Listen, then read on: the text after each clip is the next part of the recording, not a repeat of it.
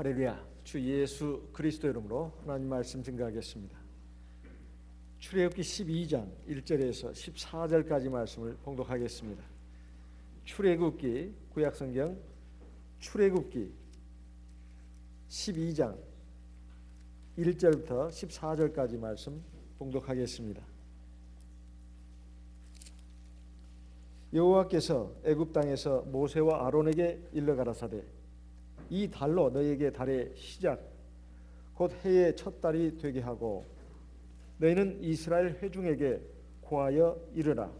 이달 열흘에 너희 매인이 어린 양을 취할지니 각 가족대로 그 식구를 위하여 어린 양을 취하되 4절 그 어린 양에 대하여 식구가 너무 적으면 그 집의 이웃과 함께 인수를 따라서 하나를 취하며 각 사람의 식량을 따라서 너희 어린 양을 계산할 것이며 너희 어린 양은 흠없고 일련된 수컷으로 하되 양이나 염소 중에서 취하고 6절 이달 14일까지 간직하였다가 해질 때에 이스라엘 회중이 그 양을 잡고 그 피로 양을 먹을 집 문 좌우 설주와 임방에 바르고 8절 그 밤에 그 고기를 불에 구워 무교봉과 쓴 나물과 아울러 먹되 난로나 물에 삶아서나 먹지 말고 그 머리와 정강이와 내장을 다 불에 구워 먹고 아침까지 남겨두지 말며 아침까지 남은 것은 곧 소화하라. 11절 너희는 그것을 어떻게 먹을지니 이렇게 먹을지니 허리에 띠를 띠고 발에 신을 신고 손에 지팡이를 잡고 급히 먹으라. 이것이 여호와의 유월절이니라. 내가 그 밤에 애굽 땅에 두루 다니며 사람과 짐승을 물어나고 애굽 나라 가운데 처음 난 것을 다 치고 애굽의 모든 신에게 벌을 내리리라. 나는 여호와로라. 13절 내가 애굽 땅을 칠 때에 그 피가 너희의 거하는 집에 있어서 너희를 위하여 표적이 될지라. 내가 피를 볼 때에 너희를 넘어가리니 재앙이 너희에게 내려 멸하지 아니하리라. 14절 같이 읽겠습니다. 너희는 이 날을 기념하여 여호와의 절기를 삼아 영원한 규례로 대대에 지킬지니라. 하나님께서 애굽 나라에 9가지 재앙을 내리셔가지고 하나님이 택한 이스라엘 백성을 가나안 땅으로 불러들이려고 했습니다. 그런데 애굽 왕 바로는 하나님의 말씀을 따르지 않고 하나님을 대적을 했습니다. 그래서 9가지 무서운 재앙들이 애굽 땅에 내려왔는데 이것은 바로 이 10번째 재앙, 마지막 애굽에 내릴 재앙에 대한 예고편의 성격이 있겠습니다. 하나님께서 애굽 나라를 왜 징벌하셨는가? 그것에 대한 것을 갖다가 하나님께서는 9가지 재앙을 통해서 이미 다 가르쳐 주셨습니다. 하나님께서 만약에 마지막 10번째 재앙 애굽의 장자들을 치는 재앙을 갖다가 내리셨을 것 같으면 애굽 사람들은 왜 우리가 이런 그 엄청난 재앙을 당해야 되는가 아마 이해를 못했을 것이고 그리고 하나님에 대해서 아주 분노와 적개심을 가졌을 겁니다. 그런데 하나님께서는 하나 계속해서 말씀하시고 그 말씀에 순종해야 된다는 것을 9가지 재앙을 통해서 알려주셨습니다. 그런데 애굽 왕 바로는 끝끝내 하나님을 대적하고 하나님의 말씀에 순종하지 않음으로써 마지막 10번째 재앙을 맞이하게 되는데 이것이 바로 애굽의 장자들 그러니까 큰아들들이 하룻밤 사이에 다 죽는 아주 무서운 재앙입니다. 그런데 이 재앙을 내리기에 앞서서 하나님께서 하나님의 백성 이스라엘에게 한 가지 규례를 세웠습니다. 이걸 조례라고도 말합니다. 조례 혹은 규례 한 가지 법을 세웠다 이거예요. 그게 뭔가 하면 유월절 규례라고 합니다. 유월절 규례. 이 유월절이라는 것은 여기 칠판에 보시게 되면 유월절이라고 해가지고 우리나라에는 없는 말입니다. 유월절 이것은 한자로 유가 넘을 유자입니다. 넘어갈 유자. 월자도 넘어갈 유자예요. 월이에요. 넘는다는 뜻입니다. 뭘? 어떤 물체를 건너뛴다는 뜻입니다. 그래서 유월이라고 하는 거예요. 그런 절기를 정했다는 것입니다. 언제? 바로 여기에 보면은 새 달을 정했다고 했는데 3절에 2절에 이 달로 너희에게 달의 시작 곧 해의 첫 달이 되게 하고, 그러니까 이스라엘 백성들에게는 또 하나의 달력이 있습니다. 그들의 종교력이라고 하는 것이 있죠. 종교적인 달력이라는 뜻입니다. 그게 뭐냐면 오늘날 우리가 쓰고 있는 1월에서 12월까지 그 중에서 7월에 해당됩니다. 7월의 첫 1일을 갖다가 유대인의 종교력으로 하는 그것이 바로 새해 첫날이다 이 말이에요.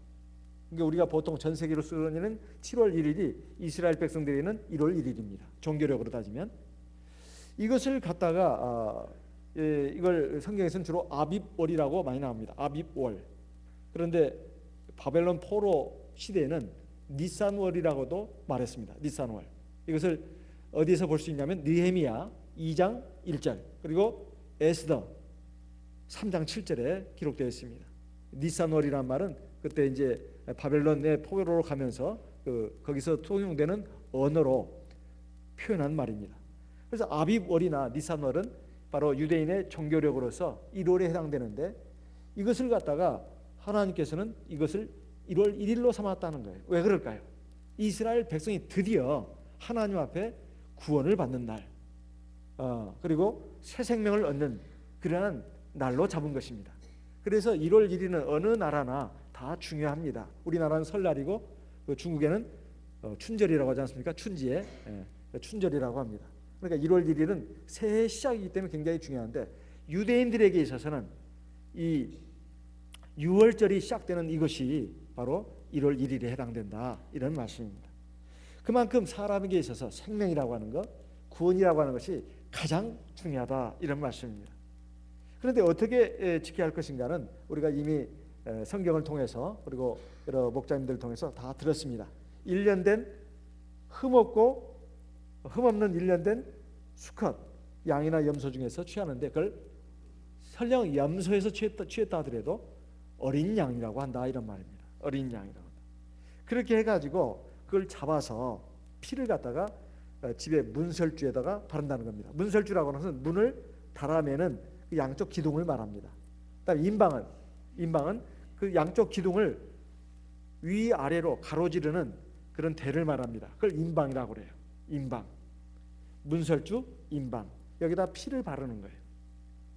그러면 천사가 이제 칼을 들고 애굽의 집집마다 밤에 이렇게 날아다닐 때 집집마다 가는 겁니다. 그래가지고 그 문설주에 하나님의 말씀대로 흠없는 어린 양의 피가 문설주와 인방에 발라져 있으면은 그걸 건너뛰는 거예요. 근데 그 발라지지 않습니다. 그러면 들어가가지고 칼로 그 집에 장자를 치는 겁니다. 그래서 죽이는 거죠. 그러니까 이것은 하나님의 구원의 말씀, 생명의 말씀에 정말 누가 순종하는가 여기에 달려 있는 것입니다. 그런데 이 6월절 규례가 이것이 하나님이 정하신 규례라 해서 11절에 보면 여호와의 6월절이라 이렇게 되어 있고 12절에 보면 내가 그 밤에 그랬습니다. 애굽 땅에 두루 다니며 사람과 짐승을 막론하고 물어나고는 막론하고입니다. 따지지 않고 가리지 않고 애굽 나라 가운데서 처음 난 것을 다 치고 그리고 애굽의 모든 신에게 벌을 내리리라. 나는 여호와라. 그러니까 하나님께서 애굽 나라의 집집마다 다니면서 이제 애굽의 장자들을 치겠다는 것입니다. 애굽 사람들은 그 왕 바로 그리고 신하들을 마찬가지예요. 하나님의 말씀을 지금까지 다 무시하고 따르지 않았습니다. 물론 그 중에 재앙이 무서워가지고 일부 따르기도 한 사람도 있지만은 어쨌든 전체적으로 봤을 때는 따르지 않은 것이다 이 말이에요. 그러니까 애굽의 집집마다 다니면서 하나님이 칼로 그 장자들을 치겠다는 거예요. 그것은 사람뿐만 아니라 짐승도 그렇게 하겠다는 겁니다. 그런데 또 하나 애굽의 모든 신에게 벌을 내리겠다고 했습니다. 원래 신이라는 게 하나님 외에는 없지 않습니까? 여기에 애굽의 모든 신들이라고 하는 것은 우상들을 말하는 거죠. 애굽 사람들은 동물, 그 다음에 곤충, 그리고 또 태양, 심지어는 바로 그의 아들 왕자 신의 형상으로 이렇게 만들어 가지고 거기에 절을 하고 섬겼다 이 말이에요. 그런 것들을 하나님께서 다 박살을 내겠다는 뜻입니다.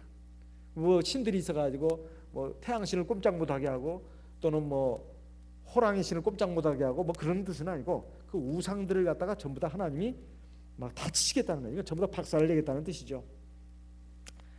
그런 그 재앙을 이제 마지막 10번째 재앙으로 내리시겠다는 겁니다. 그렇지만은 13절 14절에 이제 애굽 땅을 칠 때에 하나님이 명하신 대로 어린 양의 피가 있는 집에는 그 피를 보고서 넘어가겠다는 겁니다. 살려주겠다는 거예요. 그러면 14절에 보면 너희는 이 날을 기념하여 여호와의 절기를 삼아 영원한 규례로 대대히 지킬지어다. 그러니까 6월절을 이스라엘 백성들, 하나님의 백성들이 영원토록 지켜야 된다. 이렇게 말씀하고 있습니다. 그러면 대대 영원히 지키라는 말씀은 진짜 세상 끝날까지 뿐만 아니라 저 세상 내세에도 지켜야 된다는 말인가? 그런 뜻이 아닙니다. 예수님이 십자가에 달리셔가지고 벌하시는 그날까지 지키라는 뜻입니다. 여기에 항상 우리가 성경을 볼 때 신구약을 관통하는 모순 없는 해석을 잘 할 수 있어야 됩니다. 여기에 대대의 영원한 규례라고 하니까 영원히 지켜야 된다. 그게 아니고 예수님이 오실 때까지 지키라 이런 뜻입니다. 자, 그러면 그 말씀이 어디에 있을까요? 예수님은 그러면 6월절 규례를 지켰을까 안 지켰을까요? 예수님은 지켰습니다. 누가복음 2장 41절을 보겠습니다. 누가복음 2장 41절, 누가복음 2장 41절 42절 같이 읽어보겠습니다. 누가복음 2장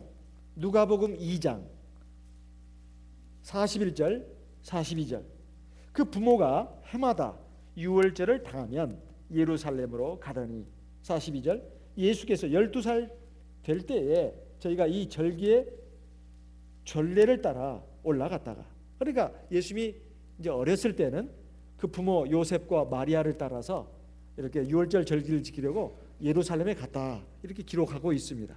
그럼 예수님이 이제 인류의 구속 사업을 위해서 나섰을 때 어떻게 됐을까요? 십자가에 달리시 전에 마지막으로 유월절 규례를 지켰습니다. 누가복음 22장을 보겠습니다. 누가복음 22장 7절. 누가복음 22장 7절 말씀. 누가복음 22장 7절 같이 읽어보겠습니다. 누가복음 22장 7절 8절 같이 읽어보겠습니다. 유월절 양을 잡을 무교절이 이른지라 예수께서 베드로와 요한을 보내시며 가라사대 가서 우리를 위하여 유월절을 예비하여 우리로 먹게 하라. 자, 예수님이 지금 이제 제자들에게 우리 유월절을 지켜야 되니까 가서 우리 먹을 것을 너희가 가서 준비해라 이렇게 명령을 내렸습니다. 그래 가지고 이제 제자들이 이제 준비를 이제 하게 됐는데 13절 제가 읽어보겠습니다. 누가복음 22장 13절입니다. 저희가 나가 그 하시던 말씀대로 만나 유월절을 예비하니라. 14절 때가 이름에 예수께서 사도들과 함께 앉으사. 15절 이르시되 내가 고난을 받기 전에 너희와 함께 이 유월절 먹기를 원하였노라. 16절은 같이 읽겠습니다. 내가 너희에게 이르노니 이 유월절이 하나님의 나라에서 이루기까지 다시 먹지 아니하리라 하시고. 이 말씀은 무슨 말씀일까요? 이제 유월절 이것이 마지막 이제 지키는 것이 된다 이런 뜻입니다. 그러면서 이 유월절이 왜 이 예수님에 의해서 이것이 마지막 그것이 됐는가? 예수님과 제자들이 예수님이 십자가에 달리시기 전에 이제 마지막으로 한 것이다 그런 뜻일까요? 물론 그런 뜻도 있습니다. 그런 뜻도 있어요. 하지만 예수님이 바로 유월절 양입니다. 다시 말씀드립니다. 예수님이 바로 유월절 양이에요. 예수 그리스도가 바로 유월절 양이다. 그래서 마지막 이제 성만찬을 행했습니다. 성만찬, 마지막 식사, 마지막 거룩한 식사, 저녁 식사, 이걸 성만찬이라고 합니다. 성만찬. 이것이 바로 우리가 지금 오늘날 시행하고 있는 성찬례죠. 성찬례. 그래서 누가복음 22장에 쭉 보면 떡을 가지사 축사하시고 가라사대 떡을 주시면서 이것은 내가 너희를 위하여 주는 내 몸이니 받아 먹어라. 그 다음에 잔을 축사하시고 이것은 내가 너희를 위하여 흘리는 내 피니 받아 마셔라. 이렇게 했습니다. 그래서 예수님이 바로 유월절 양입니다. 유월절 양이기 때문에 고린도전서 5장 7절에 가서 이렇게 말씀하고 있는 겁니다. 고린도전서 5장 7절 말씀을 보겠습니다. 고린도전서 5장 7절 말씀 같이 읽겠습니다. 고린도전서 5장 7절 같이 읽어보겠습니다. 잠깐만요. 고린도전서 5장 7절 같이 읽겠습니다. 너희는 누룩 없는 자인데 새 덩어리가 되기 위하여 묵은 누룩을 내어버리라. 우리의 유월절 양 곧 그리스도께서 희생이 되셨느니라. 자, 우리의 유월절 양이 누구라고요? 그리스도다. 예수님이 바로 유월절 양입니다. 오늘날 이 세상에 보게 되면 하나님의 교회인가요? 어떤 교회에서는 유월절 규례를 지킨다고 합니다. 유월절 규례를 지킨다고 그래요. 왜냐하면 신약 성경의 이 구절을 아마 예를 든 것 같기도 합니다. 그래서 유월절 규례를 지키는데 거기에 대해서 우리가 성경적으로 어떻게 올바른 판단을 내려야 할 것이냐. 예수님이 오심으로 말미암아서 유월절 규례는 이제 완성이 된 겁니다. 왜? 여기에 예수님이 바로 유월절 양이라는 거예요. 만약에 신약 시대에도 예수님 이후에도 유월절 절기를 지키는 교회가 있다면 그 교회는 큰 잘못을 범하고 있는 겁니다. 어떤 잘못이에요? 예수님이 유월절 양이 아니라는 것입니다. 예수님이 유월절 양이 아니기 때문에 유월절 절기를 계속 지켜야 되는 거예요. 유월절 절기를 계속해서 구약시대처럼 지킨다고 하는 것은 예수님이 바로 유월절 양이라고 하는 것을 부인하는 것입니다. 부인하는 거예요. 여기 분명히 예수님이 바로 유월절 양으로 우리에게 오셨다고 되어 있습니다. 그러니까 예수님이 십자가에서 달리심으로써 피를 흘리시고 돌아가시고 우리를 위해 죄를 위해서 이제 죽으셨습니다. 그리고 3일 만에 무덤에서 부활하셨죠. 그렇게 해서 유월절 그 구약 시대의 그 피가 바로 예수님의 피로 완성이 됐다 이 말입니다. 그렇기 때문에 신약 시대는 유월절 규례를 지킬 필요가 없다 이 말이에요. 왜? 예수님이 바로 유월절 양으로서 우리를 위해서 돌아가셨기 때문에. 그래서 에베소서 5장 2절에 보면 이렇게 말씀하고 있습니다. 에베소서 5장 2절 말씀을 보겠습니다. 에베소서 5장 2절 에베소서 5장 2절 같이 읽어보겠습니다. 그리스도께서 너희를 사랑하신 것 같이 너희도 사랑 가운데서 행하라. 그는 우리를 위하여 자신을 버리사 향기로운 제물과 생축으로 하나님께 드리셨느니라. 예수님이 이제 유월절 양, 완전한 유월절 양으로서 우리를 위해서 희생이 되셨는데 어찌 또 양을 잡아가지고 유월절 제사를 드리냐 이 말이에요. 이건 구약시대로 돌아가는 것이 나쁘다.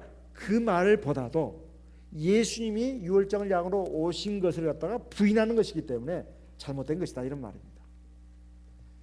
그래서 예수님께서 우리를 위해서 십자가에서 돌아가셨다고 하는 이것은 바로 유월절 이 규례가 바로 이제 먼 훗날에 일어날 것을 갖다가 그림자로서 보여준 것입니다. 그리고 당시 또 하나님의 백성들에게는 실효성 있는 하나님의 구원의 방책으로서 제시된 것입니다.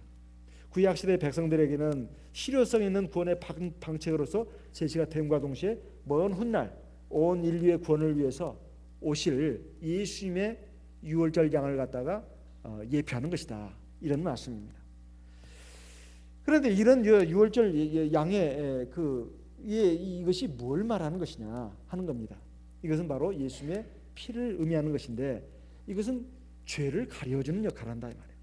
죄를 가려주고 죄를 사해주는 역할을 하는 것입니다. 예수님이 유월절 양으로 오셨다고 하는 것은 우리의 죄를 가려준다 또는 우리의 죄를 사해준다, 우리의 죄를 씻어준다, 다 같은 말입니다. 다 같은 말이에요. 그러니까 이것을 갖다가 뭐라고 하느냐, 바로 예수님이 바로 우리의 구주로서 오셨기 때문에 우리가 예수를 구주로 믿어야 된다. 그래야 우리가 구원을 받는다는 뜻입니다. 하지만 신약 시대에 와서는 이런 그 규례를 지킬 필요가 없다고 하는 것은 바로 이것이 이제 예수님이 오심으로 말미암아서 그런 것이 이제 율법이 돼 버린 겁니다. 가령 할례를 받는 거라든가, 그다음에 유월절을 지키는 거라든가, 그다음에 각종 오순절, 그밖에 초실절, 이런 여러 가지 것들이 이제 쭉 있는데 그런 그 절기들을 갖다가 지킬 필요가 없다는 것입니다. 이런 것은 다 율법에 해당된다, 이런 말씀이에요. 그래서 이런 그 말씀과 관련해 가지고 보통 많은 그 분들이 좀 오해를 하고 있는 부분이 뭐냐 하면은 갈라디아서 2장 16절의 말씀입니다. 한번 보겠습니다. 갈라디아서 2장 16절 말씀을 읽어보겠습니다. 갈라디아서 2장 16절 우리 같이 읽어보겠습니다. 갈라디아서 2장 16절 같이 읽어보겠습니다. 사람이 의롭게 되는 것은 율법의 행위에서 난 것이 아니요 오직 예수 그리스도를 믿음으로 말미암은 줄 아는 거로 우리도 그리스도 예수를 믿나니 이는 우리가 율법의 행위에서가 아니고 그리스도를 믿음으로써 의롭다함을 얻으려 함이라. 율법의 행위로서는 의롭다함을 얻을 육체가 없느니라. 여기에 의롭다함 이런 말이 나옵니다. 의롭다는 말이 무슨 말입니까? 의롭다는 말이 옳다는 말이죠. 옳다는 말이에요. 이 의롭다는 말이 성경에서는 굉장히 많이 나옵니다. 그러니까 믿음으로 의롭게 되는 것이지 율법의 행위로 의롭게 되는 것이 아니다. 이 말이 너무나 많은 오해를 불러일으키고 있다 이 말이에요. 이것은 요한복음 3장 16절의 말씀과 더불어서 쌍둥이로 오해를 불러일으키는 말입니다. 요한복음 3장 16절 뭐죠? 하나님이 세상을 이처럼 사랑하사 독생자를 주셨으니 이는 누구든지 저를 믿는 자마다 멸망치 않고 영생을 얻게 하십니다. 이것이 일반교에서 제1호로 쓰는 그 말입니다. 근데 우리는 그 말을 들을 때마다 왠지 입맛이 씁쓸해요. 왜 씁쓸하죠? 그 말씀이 틀려서 씁쓸할까요? 하나님이 세상을 이처럼 사랑하사 독생자를 주셨으니 이는 누구든지 저를 믿는 자마다 멸망치 않고 영생을 얻게 하시면 얼마나 좋은 말씀이에요. 신약 성경에서 제1호로 좋은 말씀이 그 말씀입니다. 제1호로 좋은 말씀이 어떻게 보면. 근데 왜 우리는 왜 입맛이 씁쓸하나 이 말이에요. 일반교에서 그 말을 많이 쓰고 있기 때문에 씁쓸할까요? 아니에요. 그 말이 또 오해를 불러일으킨다 이 말이에요. 하나님이 세상을 이처럼 사랑하사 독생자 즉 예수 그리스도를 주셨는데 누구든지 저를 믿는 자마다 멸망치 않고 영생을 얻는다. 예수를 믿어야 영생을 얻는다. 이 말씀이 많은 기독교 천주교에 오해를 불러일으켰다 이거예요. 왜? 예수를 믿기만 하면 구원받는다 이거예요. 그래서 우리가 그 말씀만 보지 말라고 그러면서 요한복음 3장 3절 5절을 말하잖아요. 물과 성령으로 거듭나야만 하나님 나라에 들어갈 수 있다고 하지 않았냐고. 그래서 요한복음 3장 16절은 대만의 사순도 목자님은 그것은 우리가 구원을 받으려면 우리의 신앙의 대상이 예수 그리스도여야 된다는 것을 가르치는 말씀이다. 이렇게 해석을 하고 있습니다.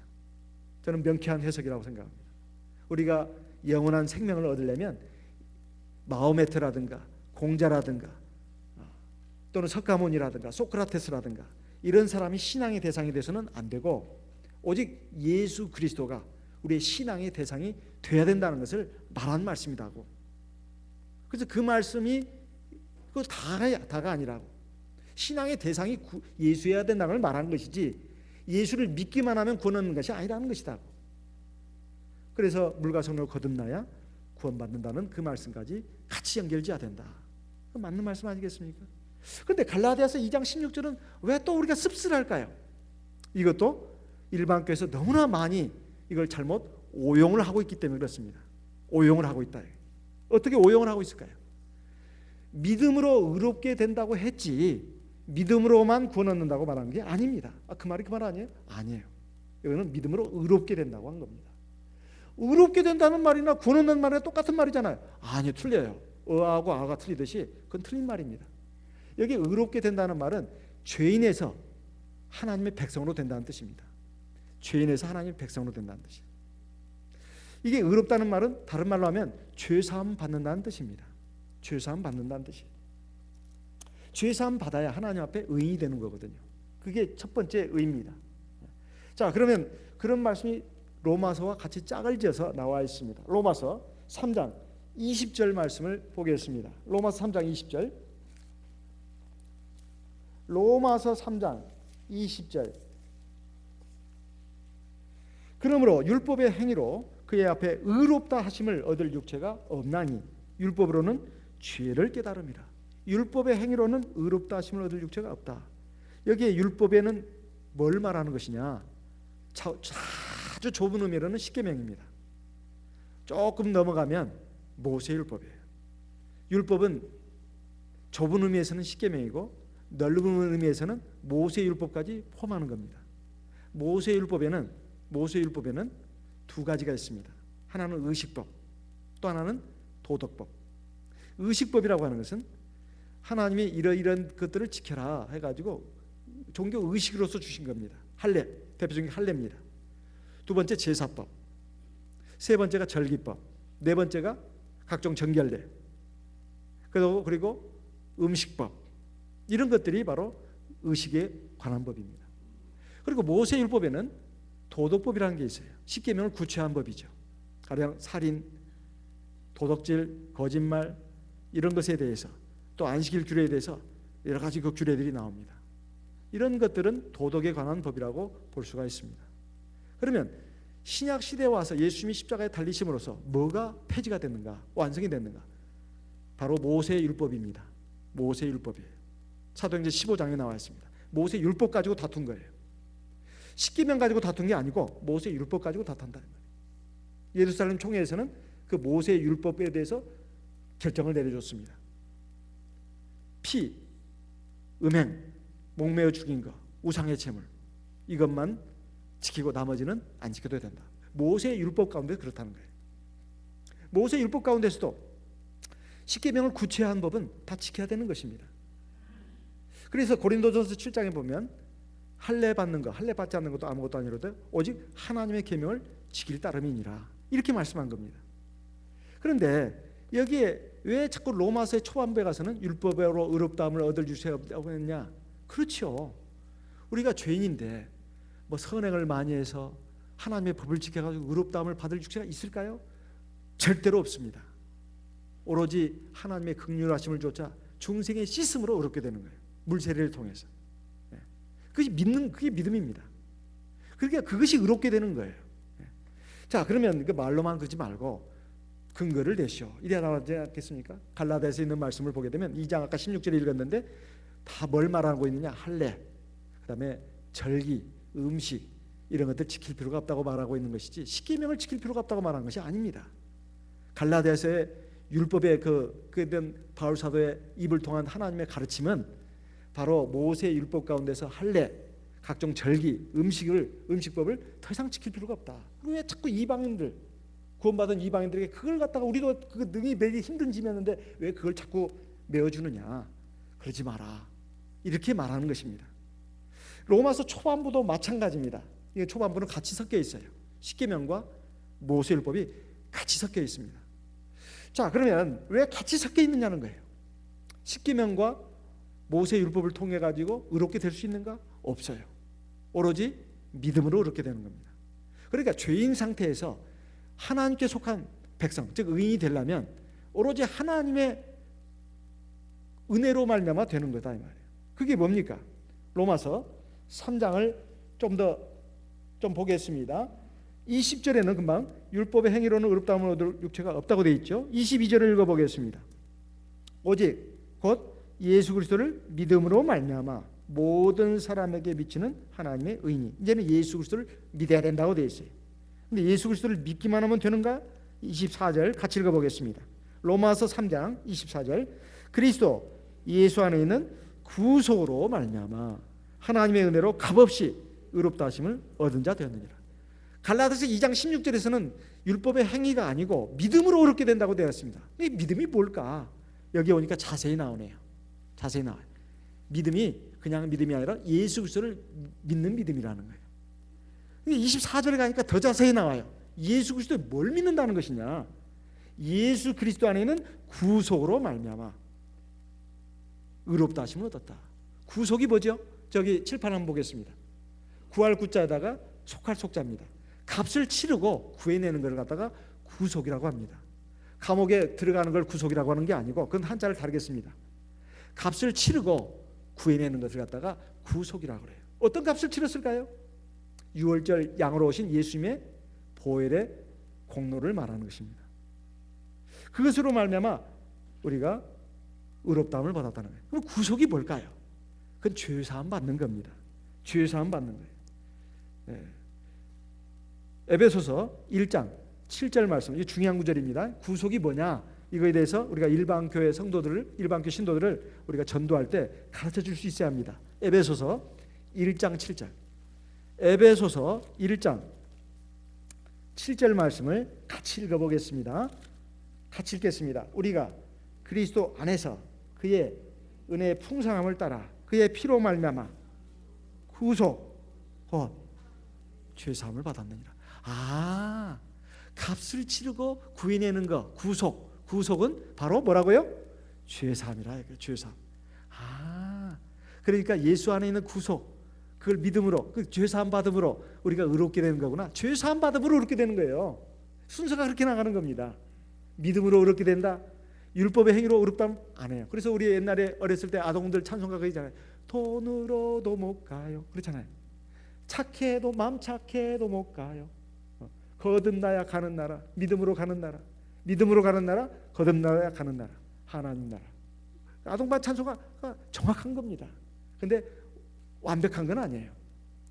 초반부에 구속, 즉 의롭다함을 받는 데 있어서 구속, 즉 죄사함 받는 것, 즉 의롭다함을 받는 것, 똑같은 말입니다. 구속, 죄사함 받는 것, 의롭다함 받는 것, 그 다 동일어예요. 동일어. 구속, 죄사함 받는 것, 의롭게 되는 것. 이것은 바로 어떻게 이루어지냐 이 말이에요. 어떻게 이루어지냐. 이걸 갖다가 로마서 6장에 가서는 이렇게 말하고 있습니다. 7절에 로마서 6장에 세례다 이 말이에요. 로마서 6장 7절. 예수 그리스도를 믿음으로 의롭다함을 받는다는 그것이, 믿음으로 의롭다는 것이 예수 그리스도의 구속이고, 그게 바로 죄사함이고, 그게 어떻게? 세례를 통해서. 로마서 6장 7절. 로마서 6장 4절 먼저 읽어보겠습니다. 그러므로 우리가 그의 죽으심과 합하여 세례를 받음으로 그와 함께 장사되었나니. 7절 같이 읽겠습니다. 7절. 로마서 6장 7절 시작. 이는 죽은 자가 죄에서 벗어나 의롭다 하심을 얻었느니라. 여기까지 와야 이제 의롭다는 것이 끝난 거예요. 장님 코끼리 만지는 것이 꼭 그 식입니다. 다리 한 짝 만져놓고 코끼리라고 그래요. 그건 틀린 말입니다. 믿음으로 의롭게 된다고는 말을 갖다가 엉뚱하게 해석을 풀고 있다 이게 일반 교회에서. 믿음으로 의롭게 된다는 것은 예수 그리스도를 믿음으로. 그 예수 그리스도 믿음이 뭐냐? 예수 그리스도의 구속으로 말미암아 우리가 의롭게 되는 걸 말하는 겁니다. 그 구속을 어떻게? 죄사함 받는 겁니다. 어떻게? 세례를 통해서. 여기 보세요. 세례를 통해서 우리가 의롭다함 받는다고. 여기 나왔잖아요. 죽은 자가 죄에서 벗어나, 죄에서 벗어나는 것이 의롭게 되는 거예요. 죄에서 벗어나는 것이. 죄에서 벗어나, 죄를 벗어버리는 것, 이게 의롭게 되는 것이다 이 말이에요. 그것은 우리가 선행을 많이 해서, 헌금 많이 하고 전도 많이 해서 어림도 없어요. 어림도 없어요. 헌금 많이 하고 착한 일을 많이 하고 마음 착하고 안 돼요. 그거 안 돼요. 절대 의롭게 되지 못해요. 오로지 하나님의 긍휼하심을 조차 중생의 씻음, 세례를 받아야 의롭게 되는 겁니다. 그러니까 물세례가 굉장히 중요한 거예요. 물세례가 바로 우리 죄를 사하고 의롭게 되는 거예요. 이게 믿음으로 되는 겁니다. 세례 받는 것이 무슨 율법적인 행위겠어요? 아니죠. 세례 받는 게 무슨 율법적인 행위예요? 이게 믿음의 행위지. 그게 율법의 행위라고 한다면 미쳤어 그런 겁니다. 모세가 나타나서 예수님이 나타나서 너 미쳤구나 이렇게 하는 거예요. 그래서 이것이 바로 의롭다함 받는 것이고 하나님 앞에 구원받는 첫 번째 요건입니다. 그러면 세례만 받으면 의롭게 되는 것이고 그 다음에는 어떻게 되느냐 이거예요. 그 다음에 이제 세례를 받아서 의롭게 된 사람은 이제 진짜 또 의롭게 되는 또 과정이 있다 이 말이에요. 그게 뭐냐? 행함으로 의롭게 되는 것입니다. 행함으로. 야고보서 2장 17절 말씀을 보겠습니다. 야고보서 2장 17절 같이 읽어보겠습니다. 야고보서 2장 17절 말씀을 우리 같이 읽어보겠습니다. 야고보서 2장 17절 시작. 이와 같이 행함이 없는 믿음은 그 자체가 죽은 것이라. 그 다음에 건너뛰어서 20절 말씀을 또 읽어보겠습니다. 20절 허탄한 사람아 행함이 없는 믿음이 헛것인 줄 알고자 하느니라. 22절 네가 보거니와 믿음이 그와 함께 그의 행함과 함께 일하고 행함으로 믿음이 온전케 되느니라. 그다음 24절이 중요한 말씀이에요.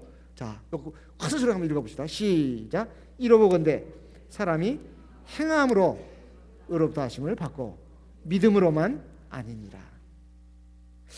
믿음으로 의롭게 된다는 이 말. 아까 갈라디아 2장 16절에 보면 율법의 행위로는 의롭다함을 받을 육체가 없나니 오직 예수 그리스도를 믿는 믿음으로 의롭게 되는 것이니라. 이 말씀을 일반교에서 아주 도매 아주 자기들 전문 특허인 것처럼 막 활용하고 있다. 근데 그건 오해를 한 말씀입니다. 갈라디아에 있는 말씀을 쭉 보게 되면 할례, 그다음 각종 절기, 음식에 관해서 지금 얘기를 하고 있는 겁니다. 그런 걸 가지고 의롭게 되는 게 아니다 이거예요. 그걸 무거운 짐이라고 말하고 있어요. 어찌하여 다시 종의 멍이를 메려고 하느냐 이렇게 말하고 있습니다. 그러니까 오직 예수님을 믿음으로 말미암아 우리가 죄 사함 받고 의롭게 되는 것이다 이 말이에요. 그러나 예수를 구주로 믿지를 않았습니다. 그 당시 유대인들이 믿지를 않았어요.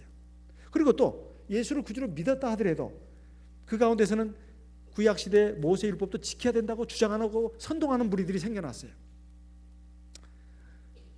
우리가 아무리 예수 이름으로 세례를 받았다 하더라도 예수를 구주로 믿는다 하더라도 할례도 받아야 되고 각종 절기도 지켜야 되고 제사도 지켜야 되고 그렇게 주장하는 무리들에 대해서 바울 사도가 성령의 감동을 입어가지고 갈라디아서를 쓴 겁니다. 그래서 근데 일반 교회에서는 그걸 갖다가 그냥 오로지 믿음만 가지면 의롭게 되는 것이냐 그리고 믿음만 가지면 구원 얻는 양 이렇게 주장을 하고 있다 이 말입니다. 그리고 그런 책자들이 지금 범람을 하고 있습니다. 그런 책자들을 함부로 이렇게 보고 함부로 얼핏 잘못 이해를 하다 보면 그렇게 이해를 하기 쉽습니다. 그러나 그게 아니다 이 말이에요. 그래서 우리가 하나님의 말씀 계명을 지켜야 된다 이런 말입니다. 그래서 고린도전서 7장을 보겠습니다. 고린도전서 7장 고린도전서 7장 19절 같이 읽어보겠습니다. 고린도전서 7장 19절 같이 읽겠습니다. 할례 받는 것도 아무것도 아니요 할례 받지 않는 것도 아무것도 아니로되 오직 하나님의 계명을 지킬 따름이니라. 이 계명은 지켜야 된다. 이제 예수의 은혜로 믿음으로 의롭게 된 하나님의 백성들은 구약시대의 할례라든가 제사법 이런 율법을 지킬 의무가 없습니다. 하지만 계명은 지켜야 된다. 계시록 12장 17절 말씀을 보겠습니다. 요한계시록 12장 17절 말씀을 읽어보겠습니다. 계시록 12장 17절 같이 읽겠습니다. 계시록 12장 17절 용이 여자에게 분노하여 돌아가서 그 여자의 남은 자손 곧 하나님의 계명을 지키며 예수의 증거를 가진 자도 더불어 싸우려고 바다 모래 위에 섰더라. 즉 마귀가 마지막 날 말세에 하나님의 택한 백성들과 싸우려고 막 최후의 일전을 벌이려고 서 있는데 예수만 믿는 사람들하고 싸우려고 그런 것이 아니에요. 예수 믿는 것은 당연한 것이고 하나님의 계명을 지키는 자들 이 사람들이 진짜 참된 하나님의 백성들입니다. 이런 사람들을 떨어뜨리려고 마지막 영적인 전쟁을 지금 하기 위해서 지금 이렇게 마귀가 이제 막 바닷가 모래 위에 서 있다 이렇게 말하고 있는 겁니다. 계시록 14장 12절도 같이 읽겠습니다. 계시록 14장 12절 같이 읽겠습니다. 시작.